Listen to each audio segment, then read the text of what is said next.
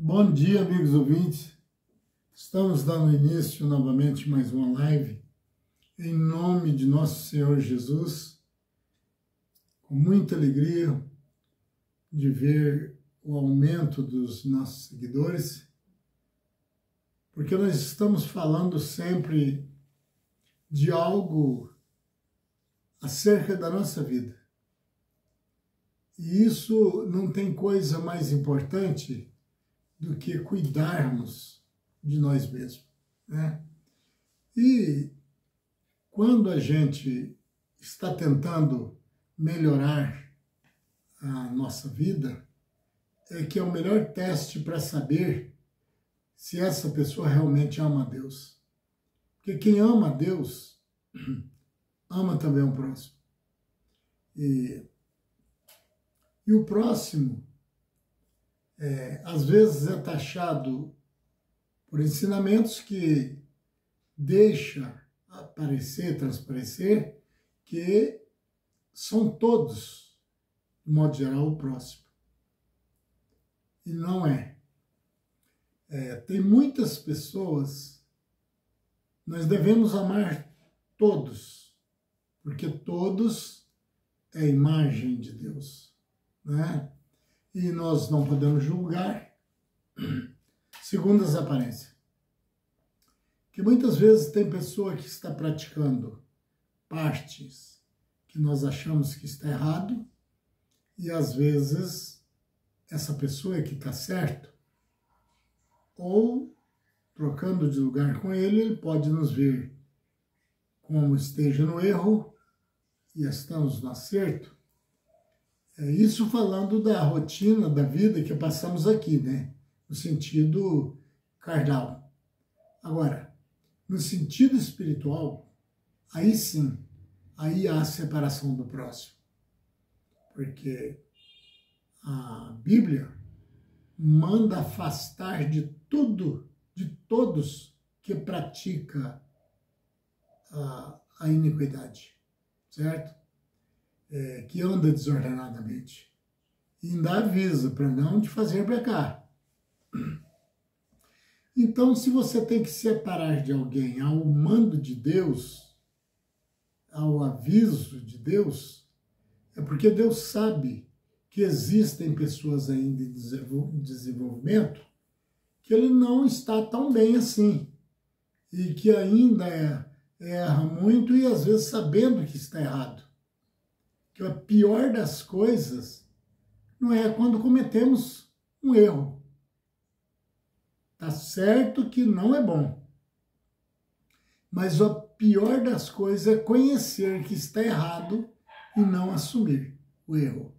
E não procurar sair dele, né? Do erro.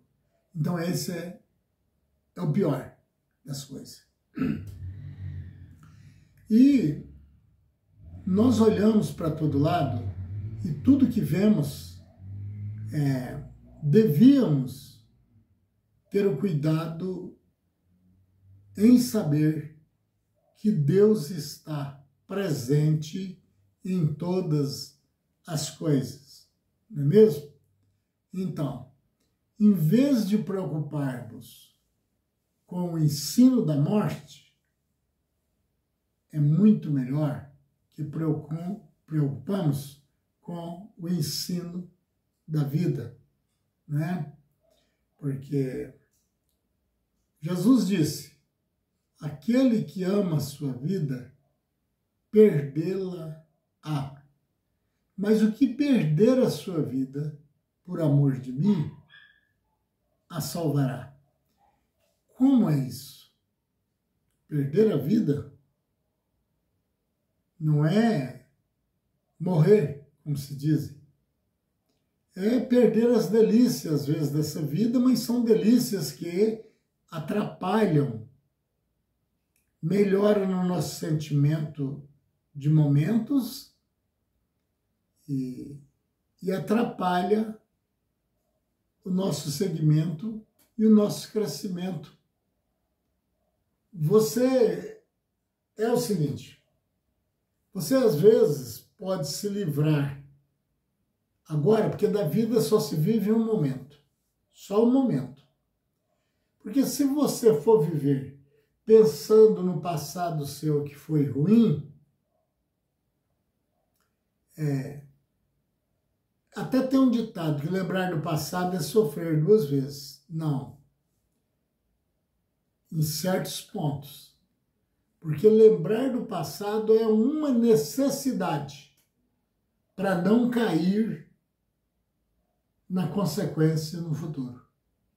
Certo? Mas a gente tem que lembrar do passado tendo como preparo, ensinamento, experiência, não para ficar mastigando sofrimentos que já tivemos. Porque aí, agora sim, é tempo perdido, lembrar do passado. Mas se tem o passado, é porque tem o momento atual e tem o futuro. Três coisas ao mesmo tempo. E você aprendendo com coisas do passado, mesmo que foi sofrido, você está preparado para não fazer novamente no futuro. Bom, lembrar do passado eu já disse. É só se for mesmo para recordações de aprendizagem de algo que vem te fazer crescer. Ao contrário, não adianta olhar no passado. Porque se você viveu bem no passado, passou. Você não consegue trazer mais de volta. Para que ficar perdendo tempo com isso? Né? Então, você só vive o momento. Porque a partir do momento que você está vivendo, pode ser a vida melhor que você tenha encontrado durante sua trajetória, mas você não garante que com 10 minutos depois chega uma má notícia, algum parente veio a falecer, ou ficou alguém doente, ou você mesmo perde a vida, certo? Então só se vive aquele momento. Vamos supor, você fica alegre, você recebe um prêmio, e algo que for bom que você estiver vivendo. Mas não tem tanta certeza que isso permanece, porque pode mudar. Vamos falar de tudo e depois vamos mostrar as consequências. Agora, lembrar do futuro, encarar seriamente o futuro, só se for em esperança, pesquisas de procurar viver melhor. Porque, na verdade, nós não sabemos o que está esperando de nós o futuro, de nossas vidas aqui. Claro, né? Nossas vidas aqui. Então, ou seja, essa passagem por aqui, não se apegue, viu? A nada. Porque é o seguinte, amamos nossos filhos e às vezes tem pessoas que duvidam que o filho morre primeiro do que o pai ou a mãe. E quantas vezes os pais têm sepultado os filhos? Certo? Por que a vida é assim? Muitas vezes os pais estão velhinhos, mas têm saúde. E os filhos estão novos, devia estar com toda a robustez, né? Mas às vezes os filhos é doente, novos e doentes, certo? Então, por que isso? Porque se aqui tudo fosse bom nesse lugar que vivemos, sem coisas ruins que pode chegar inesperadamente, aqui era o céu, como diz o pessoal, né? Que já era o reino. E, sem dúvida, Jesus disse, o reino de Deus está entre vós. Então, como que é isso? Né? Se aqui não tivesse nenhum sofrimento, aqui era o reino.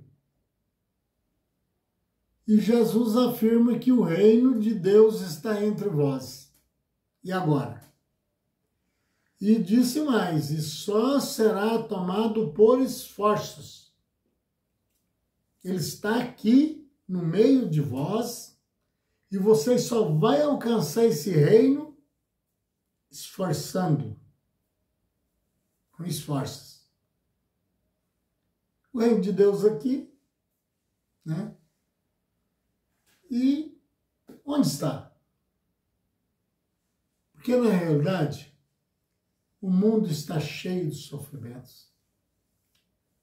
O mundo está passando por fomes, por pestes, doenças incuráveis.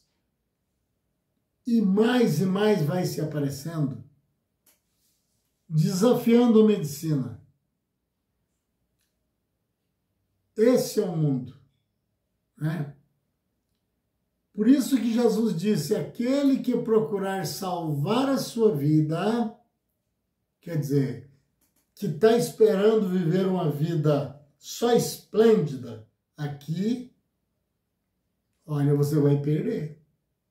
Você vai perder essa tal vida que você está tentando salvar aqui. Como salvar? Salvar essa vida de viver no sofrimento, salvar ela puxando para um lado de ser super feliz. Jesus avisa que isso pode dar o contrário, viu? Perdê-la na hora melhor da sua vida pode chegar a tragédia. Agora, ele disse, agora se você perder a sua vida por amor de mim, aí você vai se salvar. Você vai salvar ela. Por quê? Porque se você faz tudo aqui ligado a Cristo, o dono do resgate, o que veio a esse mundo exclusivamente para resgatar pessoas. Chamar pecadores ao arrependimento. Ele disse, o próprio Cristo, eu não vim condenar o mundo ou julgar o mundo. Eu vim chamar pecadores ao arrependimento, só que eu disse uma coisa. Eu não vim julgar o mundo. Eu vim salvar. Mas as palavras que eu vos tenho pregado há de julgar vocês nos últimos dias. Certo? É só você ler todo João 14, que é um ensinamento maravilhoso. Certo? E quando pessoas vão pregar, falando de salvação, de resgate, o próprio Deus fez a escolha de pessoas, não que ia deixar o resto, mas de que chegaria tal tempo, né? E o elegeu, foram eleitos. Eleitos como? Você é o próximo a tomar uma cadeira, vou falar no sentido comparativo. Você vai começar a sua transformação, que no jeito rústico, uma metamorfose, né? Não podemos compará-lo assim, mas vamos dizer que passar do espírito para um corpo carnal, o invisível para o visível, parece uma metamorfose. Certo? Mas aí, as pessoas pregam da seguinte forma. Jesus disse assim, eu não vim julgar o mundo, eu vim salvar o mundo. O bom pastor dá a vida pelas ovelhas. Ele nos comprou, digamos assim, com um preço muito alto. A Bíblia afirma, eu falo todo dia nisso, porque é disso que tem que ser falado. Porque o que tem de gente que está querendo tomar o lugar de Deus, até para fazer julgamento, mandar isso para o inferno, como diz eles, aquele para o céu, papá, não é brincadeira. Eles condenam quem eles querem. Quer dizer, pelo menos pensa em condenar, né? Porque eles não têm essa autoridade. Certo? Eles podem fazer qualquer malvadez com alguém, mas condená-lo no sentido espiritual está fora do alcance do ser humano. Porque a pregação é essa. Faz isso, senão você vai para o inferno. Faz assim que você vai para o céu. Vem para cá que está com a salvação garantida. Ó, não vai para lá não, que você está perdido, hein? Lá não tem Deus não. Certo? Vocês estão vendo aí que eu estou falando, vocês conseguem entender? E eu não estou acusando nem essa, nem aquela situação religiosa.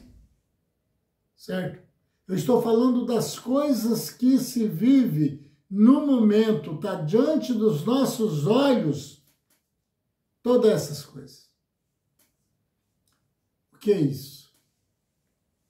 Os homens perderam o temor de Deus,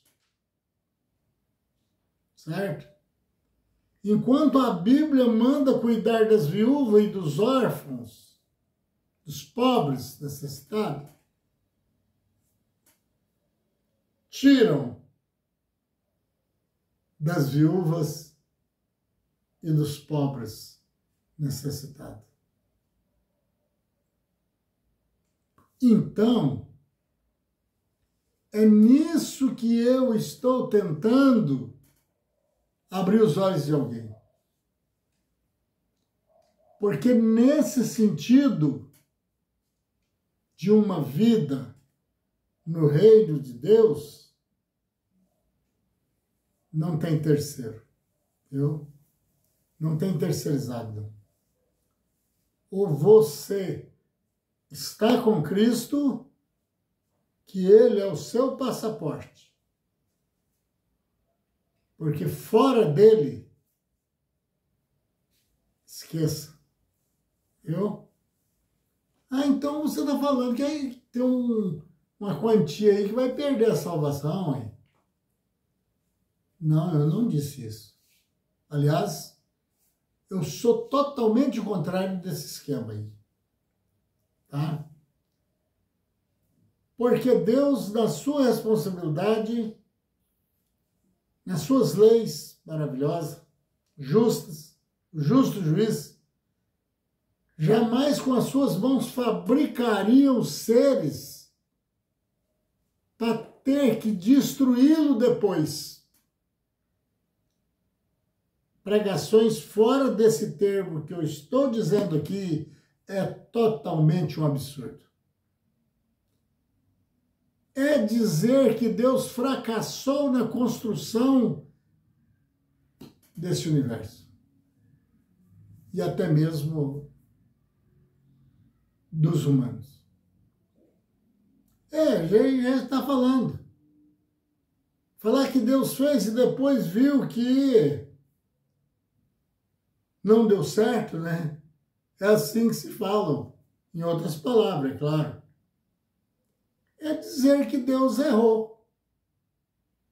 Enquanto a Bíblia diz que é impossível que Deus erre, que Deus peque. pecou porque cometeu um erro, né? Sabemos disso. É impossível. Por quê? Se não for por revelação, nós vamos blasfemar em toda vez que tocarmos nesses segredos de Deus. A única coisa que acontece sobre o público que habita a terra é punições. Porque a própria Bíblia diz que Deus açoita quem Ele ama.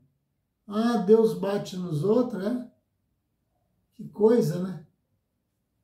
Você mesmo fala tantas vezes. Sabe por que eu estou falando nesse estilo? Eu estou dizendo com o sistema de falar que deve ter alguém pensando assim, né? Ele fala que é bonzinho, os outros tudo falam que é bonzinho. Eu não digo que Deus é bonzinho. Não. Deus não é bonzinho, viu? Eu falo sempre. Ele é justo. Bonzinho somos nós que aceitamos tapa nas costas, tapinhas, fazemos o mesmo às vezes, tentamos enganar alguém que gostamos dele. Assim é ser bonzinho. Aí as pessoas começam a dizer, você viu tanto que aquela pessoa é boazinha? Que maravilha, né? Os seres humanos se passam por bonzinhos. Agora Deus não. A Bíblia diz que Deus é amor, mas também é fogo consumidor. Ah, é um terrorista, Deus, né? Poxa, quem diria, né? Tanta gente aí pregando que faz isso e que pronto. Ou nem é preciso fazer tanta coisa que Deus está bem, né? Que é isso? Não. Não brinque com a cara de Deus. Não arrisque. Não faça besteira. Respeite-o. Porque senão vai ter que pagar. Ele vai perdoar? Sim. Ele mesmo diz que dele é o perdão. Ele vai salvar? Sim. Em Isaías, em vários capítulos de Isaías, ele diz que ele é o Salvador. Certo? Jesus disse, eu estou no Pai e o Pai está em mim. Estavam os dois juntos. Certo? Jesus no corpo e Deus nele, no corpo. Então, vejam bem, se isso fosse levar para o lado das pregações, que esse Deus tão bonzinho, como eles falam, perdoador, alguém vem com tantas desculpas, Senhor, eu só fiz isso por causa que eu fui tão fraco. E os homens têm uma mania muito terrível.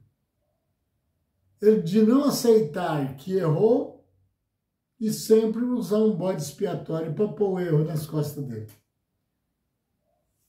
Meu Deus, não foi eu, sabe? Me enganaram. Aí Jesus diz de lá, eu mandei você vigiar. Meu Deus, eu poderia ser já liberto agora e tomar, não precisar voltar em algum lugar para recuperar? Se não fosse aquele homem que me ensinou todo o tempo e falava para mim, tudo que ele falou eu fiz. E agora não deu certo. O que está acontecendo? Sabe qual é a resposta que vai receber? Eu não te disse que não pusesse a sua confiança na mão do homem? Você estava avisado. Não tem desculpa, não. Viu? Não tem desculpa. E aí, então, começam a pregar. Colocam um jugo desigual sobre as costas da pessoa, enquanto Jesus diz: ai de vós, escribas, quer dizer, ensinadores, hipócritas, que diz uma coisa que até ama, mas que não é verdade, é mentira, vocês são hipócritas. Às vezes fala que ama segundo o interesse. Ai de vós, escribas e fariseus hipócritas, que impõem uma tão grande carga nas costas dos outros e não toca nem com o dedo. Estou mentindo, pregadores? É mentira minha? Ou a Bíblia de certos de vocês não tem a qualidade da minha? É diferente. Não estou apontando ninguém, viu?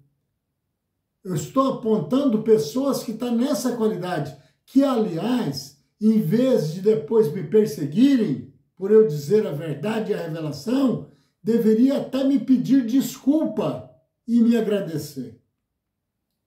Hoje, talvez você não pense assim. Você me condena com a sua maneira de pensar e a sua maneira de falar. Mas um dia, quem sabe, vai subir na sua cabeça antes se eu tivesse ouvido aquele maluco, certo? O apóstolo São Paulo falou assim, ó, a maioria das pessoas nos chama de loucos, tem nos chamado de louco, mas nos convém ser assim, salvar alguém pela loucura da pregação. O que é a pregação? São palavras faladas às pessoas. Mas nos convém ser assim, parecer mesmo loucos. Porque nessa loucura, claro, uma loucura que é benéfica, uma loucura que arrisca a qualquer desavença, a fim de arrebatar alguém do fogo. Porque destruir os seres que Deus criou à sua imagem e semelhança é a maior mentira pregada na face da terra. Mas falar que Deus vai cobrar dele até o último centavo é a maior verdade que existe também dentro das pregações. Meus amigos, meus irmãos, eu faço tudo isso só em prol de receber a alegria de poder estar te falando uma coisa que é tão real que nos proíbe até de dar o destino de cada pessoa para um lado ou para outro. Porque são palavras originais, são reais. A mentira só dura até a verdade chegar. Você acredita mesmo naquele que falou que Deus vai mandar você para um inferno? Você acredita ainda nisso? Então você vê Deus como atrasado, fracassou na fabricação. Quando ele fez o projeto, ele errou na computação. Sem palavras você já diz isso. Porque Deus nunca errou. Tudo que Deus fez, ele fez sabendo o que ia acontecer depois.